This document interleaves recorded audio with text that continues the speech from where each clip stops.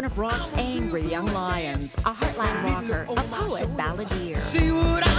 I'm passionate because I want things right. I don't want to do anything kind of half-assed.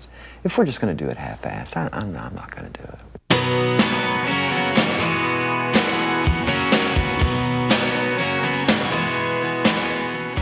His passion, his fire, was rooted in the bedrock of the American Midwest, rooted in Indiana, where he grew up, and where he still lives. Well, I was born in a small town.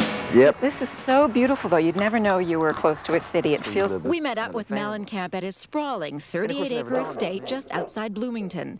The lion is older now, less angry, but still hot-headed. Hey, shut up! In 1985, I wouldn't have considered having this conversation. I wouldn't have done this interview. Why not? I didn't have to. Because? I had too many other things. I was on Much Music, I was on MTV, I was on the radio, I was all over the place. People were sick of seeing me. I was so many places.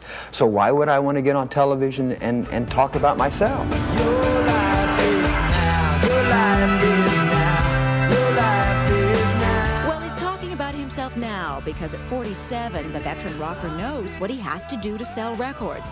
Records that don't fly off the shelves anymore.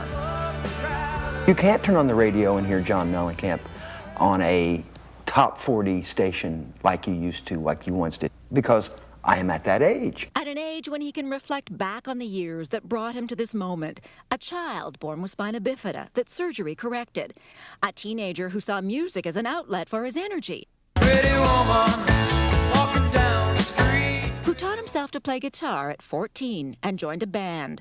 And later, as a young man who worked for the telephone company to make ends meet and was fired for his attitude. I was, I was abrasive, I was aggressive, and if something didn't work, God damn it, I need a lover that won't drive me crazy. In the late 70s, he found infamy and fame as the much ballyhooed Johnny Cougar. Can you imagine getting a record deal at 21 years old and never have written a song? The guy liked the way I looked. They changed his name, but couldn't change the man.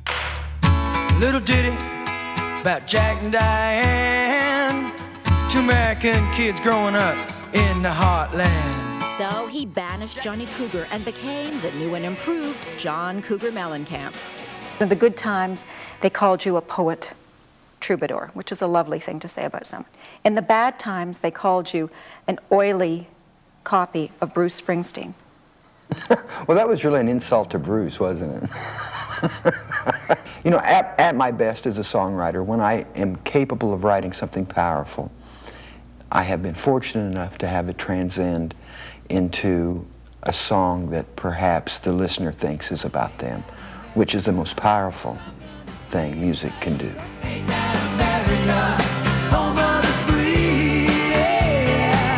He beat the Cougar hype and the critics and rose to rock and roll glory.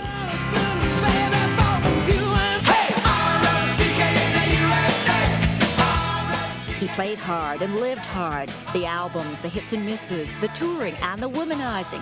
It cost him 2 marriages. By your own admission, you were a compulsive womanizer. I really wasn't worth too much till I hit 40. Worth too much as a man, you mean? It wasn't worth too much as a husband or a friend to a woman. I really was living for myself. But then all of a sudden you get to be at 37, 38, 40, and you think, I'm really messing with a lot of people here, aren't I? And I was terribly immature for a long time. I went from being a teenager to being 40. He paid for his hard-living, passionate ways. 4 years ago, he had a heart attack backstage at a concert. What did you do at that point after the heart attack? Did you simply change the way you lived your life? Sure. It wasn't like I saw God or anything. It wasn't like that. It was a very scary time. Having coronary heart disease is it's a disease. And it's like when you find out you have it, it's like, whoa, now what can I do to combat this? What did he do? Changed his lifestyle, cut back on the burgers, if not the smokes, and began to appreciate the things that are important to him. It's not just about me. It's about my kids. It's about women that I'm involved with. It's about my family. The tamed lion has found marital bliss with his third wife, 29-year-old supermodel Elaine Irwin. They met while recording this rock video. When I met her, she was probably, I didn't know it at the time, but one of the most successful models in the world. And she pretty much just gave all that up. And I feel very indebted to her for that. You're a better husband this time around. Yeah, sure, I would think. I don't leave, I don't disappear for 5 and 6 days when nobody knows where I'm at. I've never disappeared, have I? So there you go. Did you ever worry, because he came to this relationship with a lot of baggage, 2 ex-wives, a history of womanizing. Did that ever give you cause for concern? The only thing that concerned me was his kids. I mean, because they were young little girls at this time. And I just wanted to make sure that I approached that in a thoughtful, sensitive manner. Mellencamp has 3 daughters from his first 2 marriages. Hey, hey!